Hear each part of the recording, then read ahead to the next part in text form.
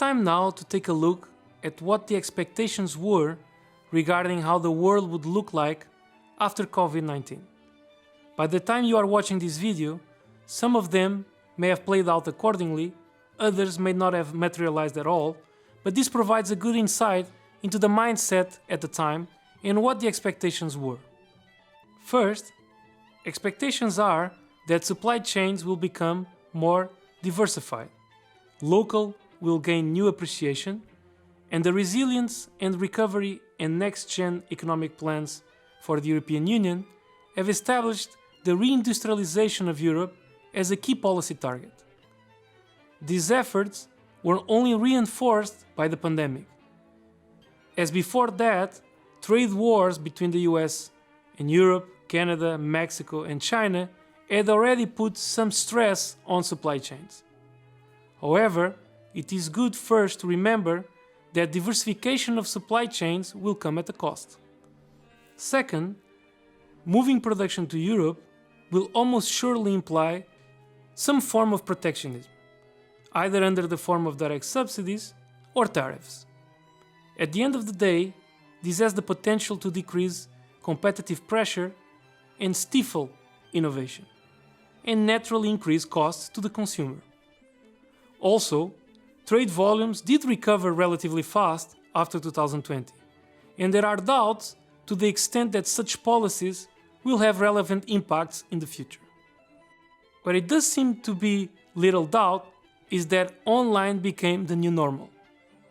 People are naturally resistant to change, but in terms of technological adoption, they were literally forced to adopt online platforms for work, shopping, and entertainment, as it was the only possibility during much of the pandemic for many people. Even for those who prefer traditional forms of social work and entertainment, the skills and knowledge required in being proficient in these platforms is there and is not going away. This has structural implications for the economy, as some sectors are expected to be permanently impacted.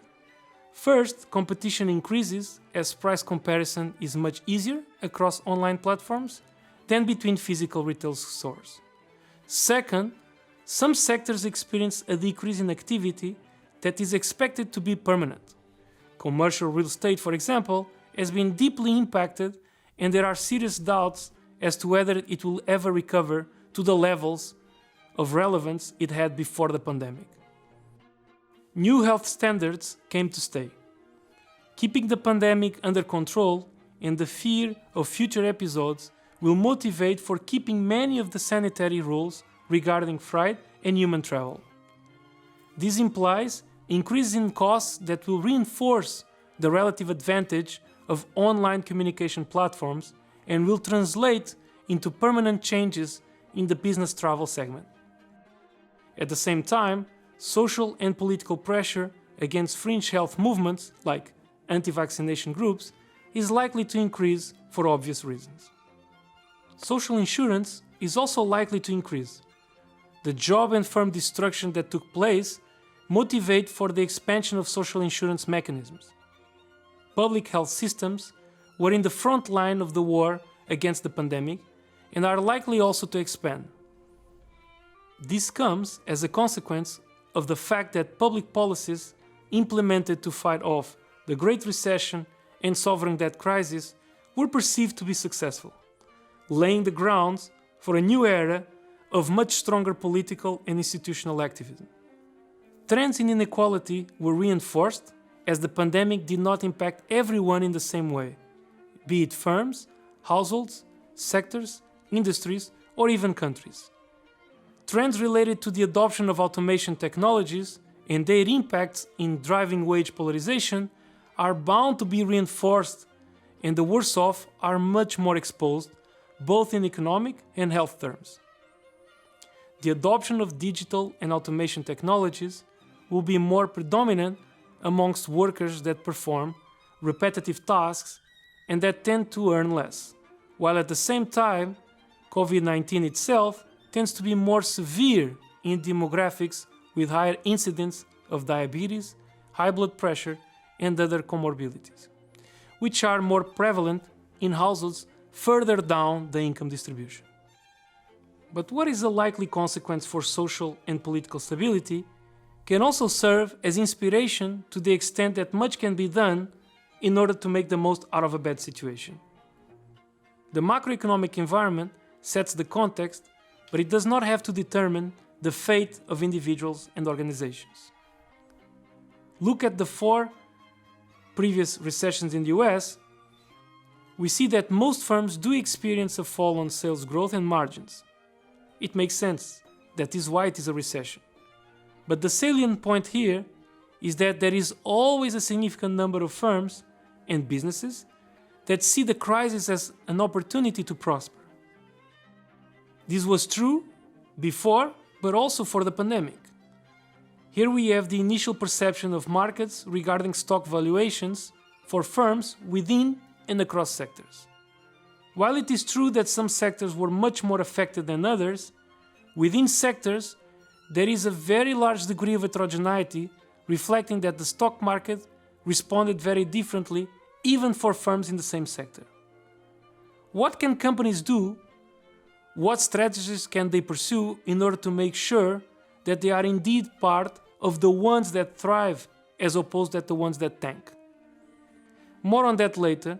For now, let's look on how, as the pandemic unfolded, the sectorial landscape evolved. Looking again at stock market cap changes by sector, between February 19th and March 23rd in the US, we see a widespread change across all sectors. 3 months later, some differentiation across sectors started to emerge, in particular in the pharma and biotech, and also on healthcare suppliers. 6 months forward, we already see differences across sectors being amplified. And 1 year later, we saw 2 important things. First, market capitalization increased and is already well above what it was just 1 year before at the onset of the pandemic. Second, there are clear winners and losers, providing a clear picture of the new sectoral landscape post-COVID-19. What impacts are expected in labor markets? For the first time, physical proximity in the workplace, be it between co-workers or between workers and clients, became a relevant factor. And indeed, occupations differ a lot along this dimension. Some occupations, despite high level of physical proximity, were deemed essential and relatively protected from confinement restrictions and benefited from increases in demand. But others, related to personal care, leisure, and travel, and so forth, were much more impacted. These restrictions raised the relative value of alternative platforms of doing business, and one that benefited a lot was online retail. First, it is good to remember that slowly but steadily, the share of retail purchases made online had been growing at a significant rate in the 4 years before, for all the regions and countries here depicted.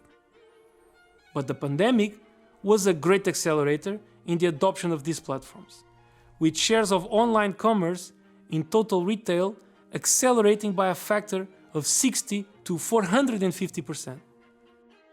This was just an example of how the pandemic changed the economic landscape. But changes happened throughout. As a consequence, relative to a base scenario where it was already expected that millions of people would have to change occupations up to 2030, the number of workers in such circumstances is projected to increase 10 to 25%. We already see changes taking place in the banking sector, with a decrease of the number of bank agencies, as clients adopt more and more digital platforms. Or in the pharmaceutical industry, as the need for workers as points of contact with medical doctors and sales representatives greatly decreased due also to the ubiquity of online digital communication platforms.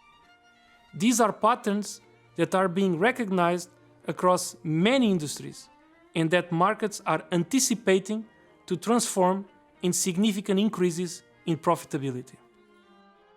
In terms of consumer behavior, we naturally see a fall in consumption of goods and services.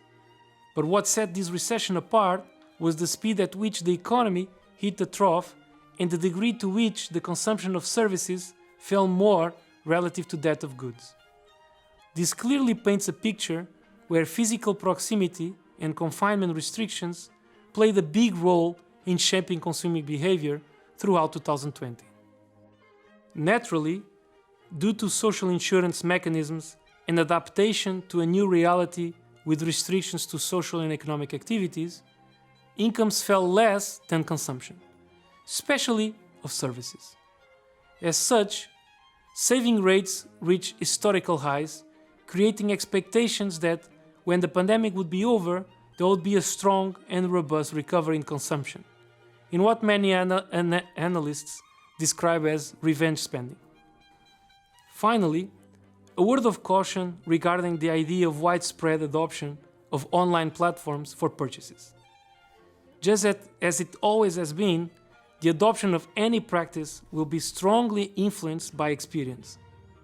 What we see here in a survey of consumer intentions is that the adoption of online commerce varies a lot across segments and geographies. When the pandemic hit, economies with existing platforms and lots of experience in selling online in certain segments, such as groceries, provided good customer experiences and are likely to experience persistent changes in consumer habits. On the other hand, other economies segments that didn't have those platforms in place, consumers are much more likely to report the intention to go back to traditional retail in response to bad experiences. So, in such context, what can companies do on their side to make sure that they can weather the recession the best way possible? I'm going to describe a series of dimensions to focus on and for which it is important to create contingent scenarios and test the resilience of the company in each of these dimensions. First, with so many disruptions in the business environment, demand will likely become erratic. It is important to intensify communication with the clients, prioritizing them by volume, so that the company can be very attentive to changing market trends and adjust production, marketing, and pricing. Consumer loyalty tends to challenge in times of great disruption, so this is definitely a dimension that needs to be prioritized. In the business-to-business segment, it is important to make an extra effort along the value creation chain to make sure that any changes down the chain can be anticipated. It is also important to explore additional channels and formats for sales and advertisement, with online and home delivery at the top. Suppliers are also bound to be a source of uncertainty in many businesses. Firms should work closely with them in order to identify risks along the supply chain. Sometimes this can be a very complicated task since production chains are spread throughout. A firm in the north of Portugal had to stop production when trade with China was halted early 2020. Not because it had direct trade with Chinese suppliers, but because it bought pigments from Swiss and German companies that themselves relied on Chinese suppliers to produce. It is important to rank these supply chain risks by volume and importance in the production process and identify alternative suppliers for the most critical ones. Another way to ensure against supply disruptions is to create buffer stocks and inventories, both of supplies and finished product that can serve as buffers. Finally, communication is important because, as mentioned before, consumer loyalty is severely tested during times of great disruption. So if production delays cannot be avoided, it is determinant to keep close communication with clients to support retention. Operational safety is another key dimension to take into account. Companies should make sure that they are able to protect clients, collaborators, and suppliers. Not just because it is the right thing to do, but also because the last thing you need is your business coming to a halt because of an outbreak or a lawsuit because you failed to provide safe working conditions. It is very important to closely monitor standard operation safety procedures as recommended by health authorities, as they are likely to change. Another important task is to evaluate the trade-offs of moving workers off-site to prevent work-related contagion. Lastly, as remote accesses are created to access confidential company data, it is very important to make sure that such accesses are protected and prevent data theft. Firms should also monitor closely policy proposals and coordinate with their sectoral and industry associates to make sure that these also reflect their specific needs. Legal and tax compliance are very important, as most aid packages typically are conditional on businesses being on a good standing along the dimension. Consequently, it is paramount that tax reports and financial statements can be easily produced to make sure that the firm's ability to benefit from such programs is not in any way delayed. Human resources are also a key dimension to take into account during the pandemic. Given the state of disruption that is observed in many dimensions, work-related and not, it is important to make work organization and working schedules as flexible as possible. Key performance indicators gain a lot of relevance in the context where effort is less observable. It is important too that firms roll out training programs to capacitate workers with the new tools that are needed for remote work and establish communication channels that include workers in the definition of the new normal. Lastly, cash flows disruption make the search for liquidity paramount. The last thing that is desirable is that a firm with a good product and that is performing well would go bankrupt because of cash flow disruptions.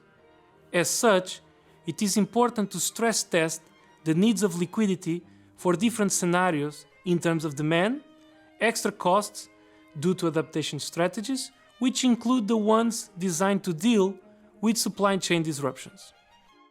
It is very important to remain in close contact with the firm's financial partners to renegotiate the maturity of existing loans and understand the possibilities of new financing if needed.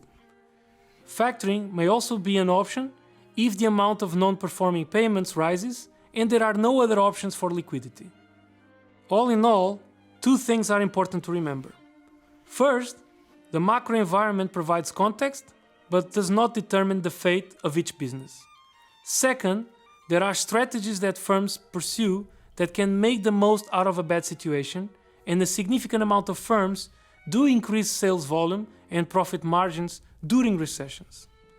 As an example, we can think of the Smile at the World Orthodontics, a firm that created a campaign noting that it has never been a better time to wear braces.